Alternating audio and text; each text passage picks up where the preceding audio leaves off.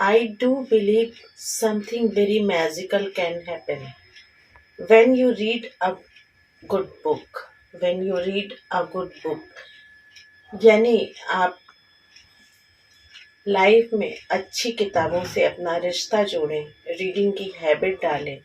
Life में बहुत कुछ ऐसा अनवांटेड होता है जो हमारे माइंड में जाकर के अपना घर बना लेता है और ज़िंदगी मुश्किल करने लगता है। आपको डिप्रेशन होने लगता है, नींद नहीं आती, बेचैनी होने लगती है। इसकी वजह से बहुत सारे सिम्पटम साइड इफ़ेक्ट आते हैं। कभी बीपी बढ़ जाता है, कभी बीपी लो हो जाता है, या नींद ना आने की वजह से कभी भूख नहीं लगती और आप परेशान से रहते हैं। डॉक्टर के पास चक्कर पे चक्कर लगाते हैं, लेकिन डॉक्टर एक सीमा तक ही आपका इलाज कर सकता है। शारीरिक परेशानी दूर की जा सकती है, मन की परेशानी आप ही दूर कर सकते हैं। आज आप सोचेंगे कि मैं किस टॉपिक पे बात कर रही हूँ, तो आप बिल्कुल सही हैं। मैं बुक्स रीडिंग की बात कर रही हूँ। लाइफ में हम किताबों से दूर हो गए हैं। आपने पहले के लोगों को देखा होगा, उनके पास बुक्स के कलेक्शन होते थे, और अगर सबके पास नहीं होते थे तो वो लाइब्रेरी में जाके पढ़ते थे, और लाइब्रेरियां भी बहुत होती थी। अब तो लाइब्रेरी भी आपके फ़ोन में ही है।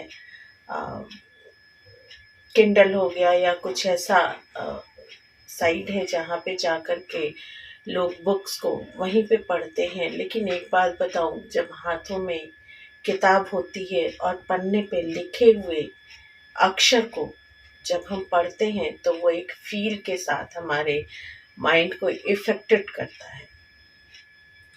और बुक रीडिंग को भी ये मेरा अपना पर्सनल थॉट्स है कि बुक रीडिंग को मैं मेडिटेशन की कैटेगरी में रखती हूँ, क्योंकि जब आप बुक रीडिंग करते हैं तो माइंड टोटली उसी में इन्वॉल्व हो जाता है। और मैं बस पढ़ के किताब ख़त्म करने की बात नहीं कह रही हूँ। मैं जो बुक रीडिंग की बात कर रही हूँ वो किताबों में खो के शब्दों को महसूस करके पढ़ने की बात कर रही हूँ।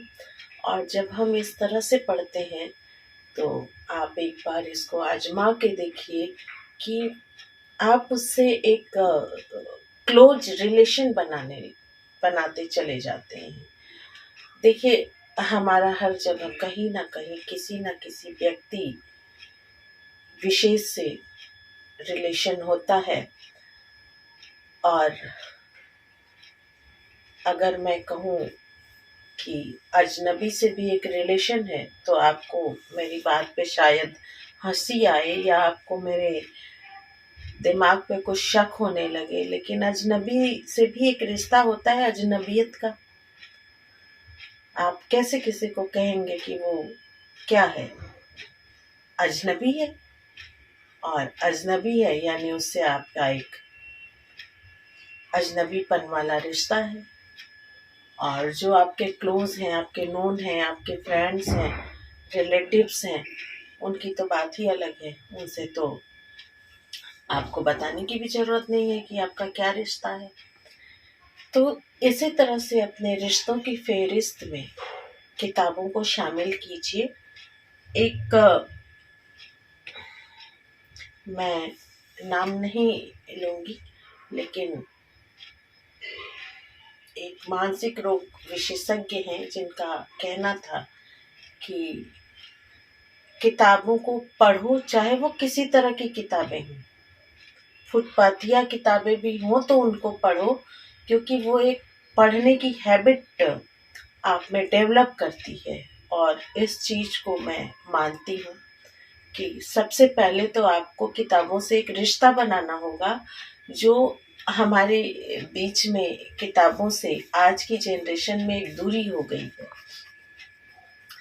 मुझे याद है, आप अगर पहले की फिल्मों के सीन देखें, बहुत ही फेमस गाना मेरे सपनों की रानी कब आएगी तू, आपने ध्यान दिया होगा तो फिल्म की हीरोइन शर्मिला टैगोर, जिनको टारगेट करते हुए राजेश खन्ना पे फिल्माया गया है ये सॉन्ग, उस ट्रेन के डिब्बे में भी शर्मिला टैगोर के हाथों में पूरे टाइम एक बुक होती है पूरे सॉन्ग में। और ऐसे भी जब हम बच्चे थे, जब सिर्फ ट्रेन लोग आते जाते थे ट्रेन से ही, तो उस समय उनके जो सामान बांध के ले जाते थे, उसमें 2-3 चीजें जरूर होती थी। एक होती थी बेडिंग, एक होती थी मिट्टी की सुराही, और एक होता था किताबें या ताश का बंडल। तो सफर बहुत अच्छा उन लोगों का कटता था। और आज के डेट में हम इन्हीं चीजों से दूर हो गए हैं। पानी के लिए हम बिस्लेरी की बॉटल खरीद लेते हैं। बिस्तर की बात कहूँ तो एसी कंपार्टमेंट में ऑलरेडी मिलता है, तो वहाँ भी ज़रूरत नहीं होती। और ताश तो अब कोई खेलना ही नहीं चाहता, क्योंकि रमी सर्कल आपके फ़ोन में है। किताबों की बात करूँ तो किताबें भी मोबाइल में हैं, लेकिन वो कंसंट्रेशन नहीं है। आज के डेट में अवेलेबल सारी चीज़ें हैं, लेकिन माइंड में कंसंट्रेशन नहीं है। और जब कंसंट्रेशन नहीं होता तो सारी चीज़ें व्यर्थ हैं। लोग पहले किताबों को पूछते थे, खोजते थे। एक किताबें पूरे फ्रेंड सर्कल में घूमती थी। अच्छी किताबें अगर फेमस हो गई कि ये किताबें इनकी पब्लिश हुई है, तो वो सबके पास आती थी। मैगजीन्स होते थे, वीकली भी होते थे, पाक्षिक भी होते थे और मंथली भी होते थे। और वो किताबें स्टॉल पे किस डेट पे आएंगी लोगों को पता होता था, और वो उसे खरीद के पूरा पढ़ते थे। आज के डेट में किसी के पास टाइम नहीं है, और टाइम नहीं है, वाकई में टाइम नहीं है। अभी हाल की घटनाओं में आपने देखा होगा, किसी को चलते चलते हार्ट अटैक हो जाता है, किसी को डांस करते हार्ट अटैक हो जाता है, किसी को स्पीच देते हुए हार्ट अटैक हो जाता है। तो ये सारी चीज़ें इसीलिए हैं क्योंकि एक कंसंट्रेशन की कमी हो गई है लोगों में, एक पेशेंस की कमी हो गई है। किताब पढ़ना भी एक पेशेंस है। और आपको मैं बता दूं, जब मोटी मोटी नॉवेल उस समय होती थी, पहले पेज से शुरू करके इंसान सारे काम छोड़ करके 2 घंटे, 3 घंटे, 4 घंटे बिना उस किताब को ख़त्म किए उठता ही नहीं था। तो किताबें बहुत कुछ सिखाती हैं। ज़रूरी नहीं है कि कोई बहुत हायर एजुकेटेड व्यक्ति ही किताब पढ़े और सारे ज्ञान उन्हीं किताबों से आए। ज़िंदगी की किताब पढ़िए, ज़िंदगी आसान हो जाएगी। तो आज के लिए इतना ही।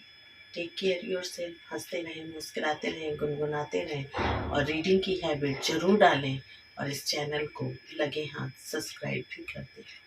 Thank you so much.